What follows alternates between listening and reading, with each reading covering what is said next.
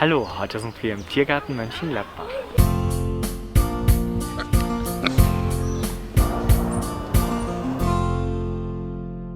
Unsere Pfauen sind zurzeit leider unter Verschluss. Die mussten wir in ein Gehege unterbringen, weil wir ein bisschen Schwierigkeiten mit unseren neuen Tieren hatten. Wir haben den Winter über leider unsere Pfauen verloren, bis auf ein Weibchen, was auch noch da ist, und haben dann jetzt im Frühjahr neue Tiere besorgt. Einmal ein Weibchen aus einem anderen Zoo und ein Männchen aus Privathand. Das mit dem Weibchen hat gut geklappt. Die neue hat sich gleich unserer alten Henne angeschlossen. Und die sind also zusammen durch den Park gelaufen und waren eben gleich standorttreu und sind hier geblieben. Und unser neues Männchen leider nicht. Er hat sich nicht den Hennen angeschlossen oder nicht die Hennen sich dem Hahn, sondern der hat den Park erkundet und ist hier rumgelaufen und hat dann leider den Park verlassen und war dann hier in der Umgebung unterwegs. Und da gehört er ja nicht hin. Und wir hatten also jeden Tag mehrmals Anrufe. Ja, wir haben hier ein V, ist das Ihre? Ja, und wir haben dann eben auch gezielt unsere Nachbarschaft informiert, wie sie sich zu verhalten haben und wie sie uns unterstützen können und ähnliches. Und da war unsere Nachbarschaft sehr hilfreich, wirklich, haben sich alle bemüht. Und dann eines Morgens rief dann eine Dame an und sagte, ja, der V wäre bei ihr im Garten, was sie denn jetzt machen sollte und wie geht das denn jetzt und so. Und dann habe ich gesagt, wenn Sie eine Garage oder einen Schuppen haben und den aufmachen können und da vielleicht mit so ein paar Brotkrumen das Tier reinlocken könnten. Und wenn er dann drin ist, ganz schnell die Tür zumachen und uns informieren. Wir würden dann alles weitere unternehmen. Wir würden das Tier dann eben abholen. Und das hat tatsächlich geklappt. Die Dame rief dann 10 Minuten später wieder an und sagte, ja, ich habe den V, er ist eingesperrt. Und dann sind wir los. Wir haben es ja nicht weit, wie gesagt, ist in der Nachbarschaft hier und haben das Tier dann wieder abgeholt. So, damit er uns nicht gleich wieder ausbüchst, haben wir ihn eben zusammen mit seinen Damen erstmal mehrere Wochen jetzt hier festgesetzt sozusagen. Sie sollen sich doch bitte aneinander gewöhnen. Er soll also die Damen auch als Weibchen anerkennen hier. Und wir wollen also heute die Tiere wieder freilassen. Sie sollen sich ja frei bei uns im Park bewegen. Die Tiere sind eben, wie gesagt, normalerweise standorttreu, haben dann hier auch ihren Schlafbaum und haben hier ihre Fressstelle und verlassen den Tiergarten eigentlich nicht. Und das soll auch weiterhin so bleiben. Und deswegen wollen wir eben nach dieser Eingewöhnungszeit, nenne ich es jetzt mal, die Tiere wieder laufen lassen heute. Wir haben aber eine kleine Maßnahme vorbereitet und werden die gleich durchführen. Und zwar werden wir bei dem Hahn an einer Handschwinge die Flugfedern stutzen. Wir werden das Tier nicht kupieren. Das ist in Deutschland verboten. Das wäre eine Amputation der letzten beiden Fingerglieder. Das darf man in Deutschland nicht mehr. Auch bei Hunden darf man den Schwanz nicht kupieren oder die Ohren, wie früher das beim Boxer zum Beispiel üblich war. Eine irreversible Amputation ist nicht erlaubt und schadet dem Tier. Wir werden die Federn stutzen. Also die Federn wegschneiden an der Handschwinge auf der einen Seite. Diese Federn werden ja einmal im Jahr in der Mauser abgeworfen und wachsen dann neu. Und wenn die Federn einmal komplett ausgewachsen sind und neu sind, dann ist es so ein bisschen wie bei den Haaren. Ja, das ist dann nicht mehr lebendiges Gewebe und das kann man kürzen, ohne dass einem das weh täte. Und das geht bei den Federn auch. Das tut dem Vogel nicht weh, das blutet auch nicht. Und es ist keine Amputation, sondern mit der nächsten Mauser wachsen dann die Federn ganz normal wieder nach. Und diese abgeschnittene Feder wird vorher abgestoßen. Das Stutzen der Federn wird hier in Deutschland auch sehr stark diskutiert und es gerät immer wieder in die Kritik. Wenn ich zum Beispiel einen Hund frisiere, das ist ja auch Einkürzen von totem Material, dann verhält er sich eigentlich hinterher noch genauso.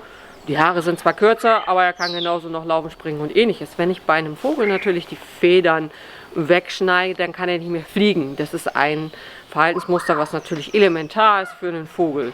Jetzt muss ich aber dazu sagen, unser V fliegt eigentlich nicht.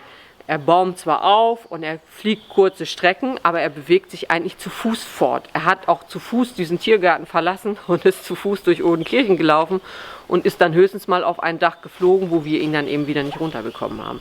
Aber es wird eben diskutiert.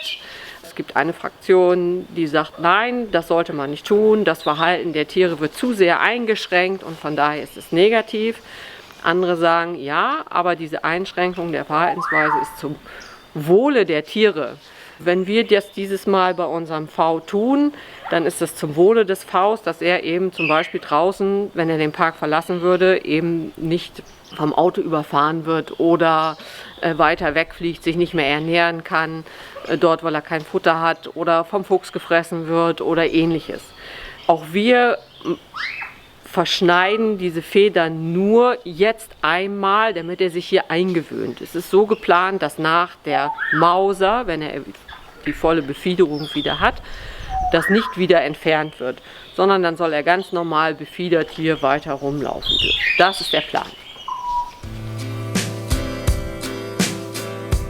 Also wenn man die als Jungtiere kopiert, dann nimmt man hier vorne das weg, aber das ist verboten, das darf man nicht mehr und wir müssen den jungen Mann leider stutzen. Ich nehme jetzt hier die Schwungfedern weg auf einer Seite, damit er eben nicht wegfliegen kann. Das wächst relativ schnell nach und wir hoffen einfach, dass er sich bis dahin dann hier mit dem Park angefreundet hat und nicht mehr wegfliegt.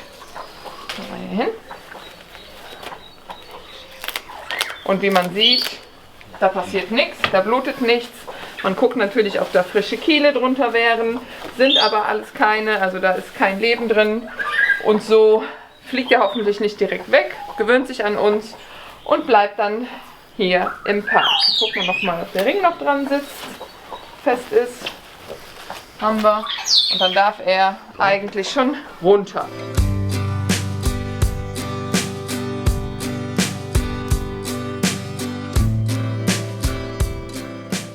Ich habe hier mal so eine Feder. Das ist eine Feder, die voll ausgewachsen ist. Das erkennt man daran, dass sie keinen Blutkiel hier oben hat. Würde sie noch im Wachstum sich befinden, dann wäre hier oben noch Blut dran. Die würde mit Blut versorgt werden, der Federkiel, und könnte dadurch wachsen.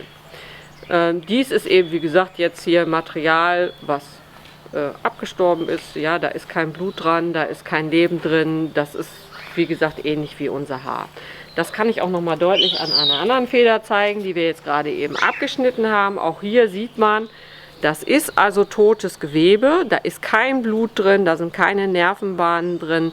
Der Vogel merkt Berührung oder Erschütterung oder den Auftrieb oder ähnliches dadurch, dass die Feder natürlich im Körper steckt und dort eine Verbindung hat und mit Nervenzellen auch. Und darüber fühlt der Vogel sozusagen seine Feder. Aber die Feder an sich, wie gesagt, wie man hier sieht, ist weder durchblutet noch hat sie Nervenzellen. Von daher ist das Abschneiden für das Tier überhaupt kein Problem. Das spürt es nicht. Das Fangen natürlich schon, dass sich das Tier festhalten muss. Und darüber entwickelt sich eventuell auch ein Stress. Aber wie Sie gesehen haben, dauert das keine 2 Minuten und dann kann das Tier wieder gehen. Und auch jetzt haben die sich wieder beruhigt und wenn wir sie gleich rauslassen, dann werden sie, denke ich, einfach so loslaufen und weiter ihrem Tagewerk, ihrer Futtersuche nachgehen. Ja, dann schauen wir mal, ob sie überhaupt gleich rauslaufen oder ob sie nicht doch eher noch 1-2 Minütchen drinnen bleiben wollen. Und schauen wir mal. So, wir machen die Tür auf und gehen einfach ein Stück zurück, dass sie auch tatsächlich rauslaufen können, dass wir nicht im Weg stehen.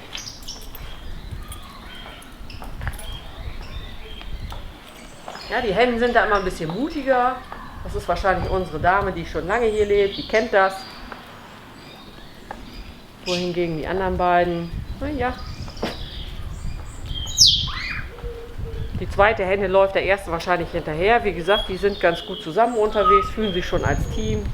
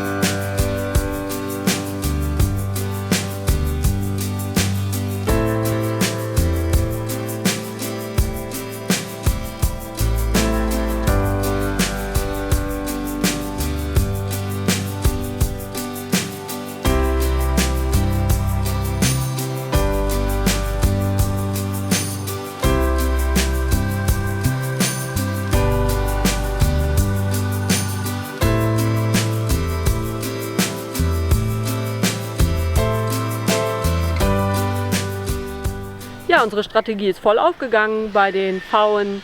Wir hatten die ja eine Zeit lang zusammen eingesperrt, nenne ich es mal, und auch die Federn verschnitten, dass sie sozusagen einen Flock bilden und eine Familie, also hier heimisch werden bei uns.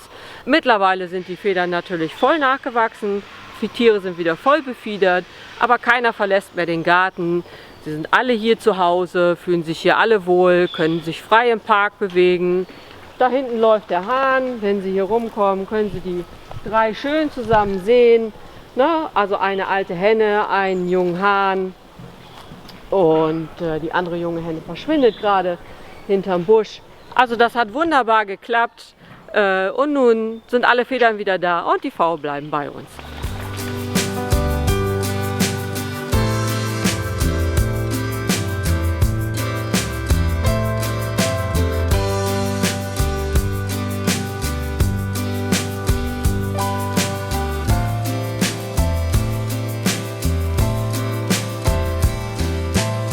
Jetzt das Abonnieren nicht vergessen und schaut doch in unsere Playlist über den Tiergarten Mönchengladbach.